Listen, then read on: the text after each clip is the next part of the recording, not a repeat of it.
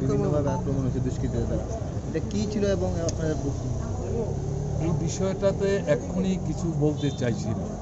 আমরা সারা ত্রিপুরার খবর নিচ্ছি। এটা 3টা সাড়ে 3টার পরে গিয়ে ফার্স্ট ফেজে একটা রিপোর্ট আমাদের কাছে আছে। নেক্সট ফেজটা কোথায় কী হচ্ছে আমরা খবর নেওয়ার চেষ্টা করছি, সবটা মিলিয়ে বলতে চাইছি।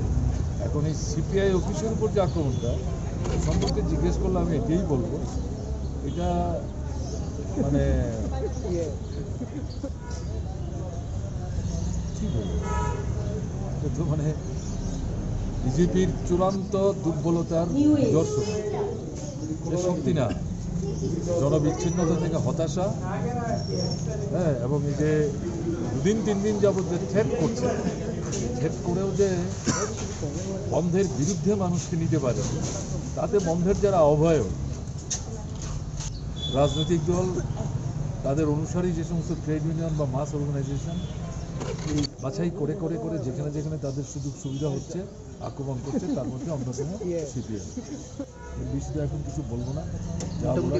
প্রাথমিক অবস্থায় কীরকম দেখলেন সারা রাজ্যের ঘটনা আছে থেকেই তো পরিষ্কার বন্ধ হচ্ছে। বন্ধ না হলে তো ঘটনা ঘটবে না, বন্ধ হচ্ছে বলেই ওরা ঘটনা ঘটে। That is the